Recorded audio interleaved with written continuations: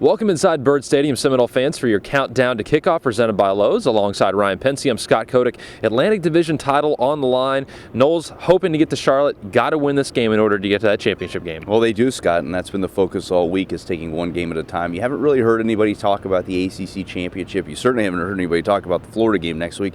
They're focused on this Maryland Terrapin team, and granted, Maryland's had a lot of problems at the quarterback position. Their offense has been riddled by injuries, but defensively, one of the top teams in the ACC, and the Seminoles cannot take them for granted whatsoever, especially playing here in their home stadium. You know they're going to be fired up. I believe it's senior day today as well. They'd love nothing more than to come out of here with a win. Senior day at Bird Stadium. It's a blackout, too. I know they're encouraging fans. I believe they might be giving away some free tuition, I guess. So expecting a big crowd here. Led by Joe Villano. That defense is outstanding. And they've been probably the second best team in the league defensively next to Florida State the entire year.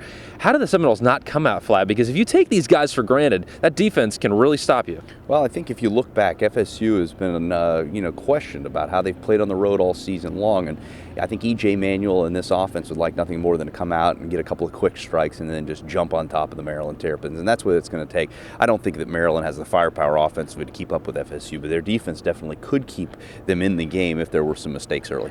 A lot of containing Maryland's offense is pretty much knowing, are they going to throw some trickeration at you? Are they going to run the Wildcat? Sean Petty wearing number 31 as a linebacker. It might look weird to everybody, but he is their quarterback playing today. How do you just maintain, focus defensively? Because against the Wildcat, against some trickery, if you're out of your zone or out of your position, you can get burned deep. Oh, you can. And a lot of times, if you look back to even teams that played against the Georgia Tech Yellow Jackets, it's playing assignment football. And it's not trying to make the big play or trying to be flashy. If you play where you're supposed to be and play your man, a lot of times you can shut that offense down. And I think that's the big key today. It's making sure that you stay and play assignment football. And Mark Stoops seems to have a focused bunch that can do that today. Yeah, for me, Ryan, it is limiting those turnovers. I think even at Virginia Tech last week, we saw some key turnovers. Even on the punt return, we'll see what Jimbo Fisher has up his sleeve today punt-wise. Then Olsen just not turn the ball over and play just the kind of game we know they can play. They should be well on their way to Charlotte. You're absolutely right, Scott. And I think that hopefully by 3:30, 4 o'clock today, FSU fans will be able to have an opportunity to start looking ahead to Charlotte in 2 weeks, as well as start to look ahead to the Florida game.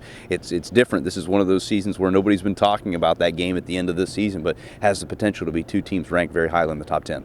Final road test kicks off today just a little bit after noon on ESPNU. You can listen to all the radio broadcasts on the Seminole IMG Sports Network with Ryan and the crew. And if you want any information on today's game, visit Seminoles.com/game day. Great game day central information. Of course, everything you know to come to expect from Seminoles.com we'll have following the game. So enjoy the game, everybody. We'll see you later.